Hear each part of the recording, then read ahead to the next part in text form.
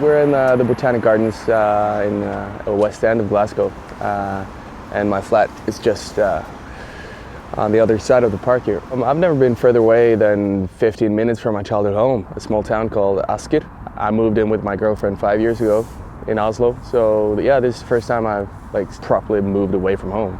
She starts uni in January, so she's doing her master's. That was one of the reasons why we came here, because it's kind of easy transfer from Norwegian schools to the UK schools, and it was important for us that she had something to do, because she'll take care of me in a couple of years when I'm retired, so so hopefully now she'll enjoy her time here. Okay. Hi, can I get one hot chocolate, one white coffee, and just black coffee, please?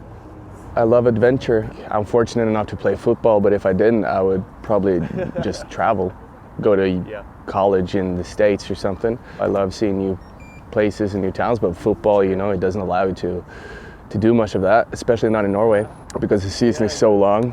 I want to explore things, I want to meet new people, new places, and yeah, I guess that's kind of who I am. I don't think anybody that I know would call me boring or dull, or it feels weird talking about who I am, but I feel like I always try to have a good time. Sugar for you? I like just going out and go to cafes. The last couple of years I've getting into reading, and in the lockdown I bought my first ever PlayStation. I didn't play when I was a kid, but it's a nice way to keep in touch with your mates, and we had a Wednesday night quiz at Zoom. I'm an excellent quizzer. My best mate's a brainiac though. He's probably one of those Mensa members, 135 IQ points, but from the dumbest bunch of the group, I'm probably the best, yeah. My grandmother's brother, he was a Canadian Air Force pilot, and he was shot down over Europe, and he wrote a book called Over the Wire, which is about that time where he was shot down and had to survive.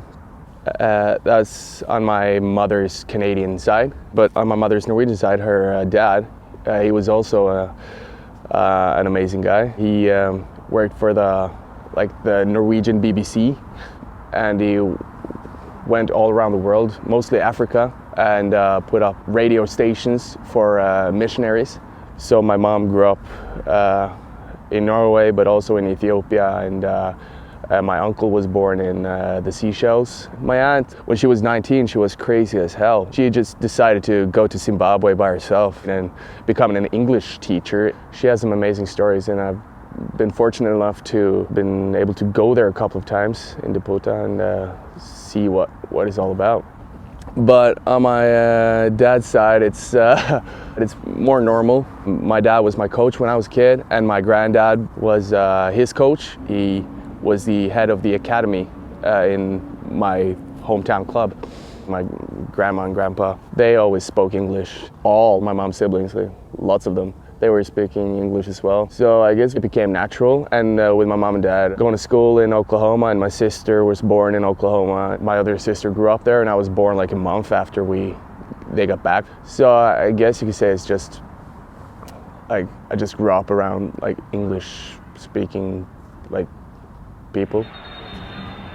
And I found out recently that I'm eligible to play for the Canadian national team as well because of my roots. So if that were to be an option, if they were ever to look my direction, and if I was able to go down that road, that would be amazing and open a lot of doors. From when I was a kid, I always volunteered to be the lead in the school plays and stuff like that. So I guess that kind of shapes the person that I've become. Not afraid to take the stage. And I guess, yeah, ended up in that business anyways, didn't I? The entertainment business. I got some pipes, serious pipes. I know it sounds a bit rusty through the megaphone, but no, it's sick.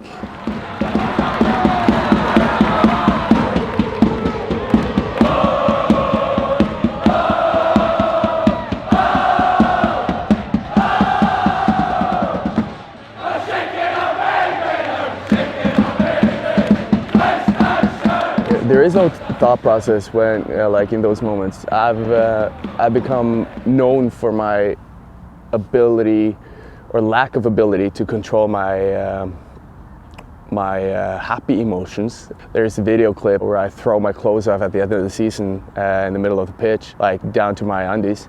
For me, the career is too short to just not do anything crazy. I would hate it if looking back at my career and like, yeah, I had a good football career, but I want people to get to know me as well. That's who I am. That's why I do what I do. I see players forget how insanely privileged we are to do this. See those kids and grown-ass people on the stands cheering my name and cheering our name and cheering our club's name. It's weird to think about that.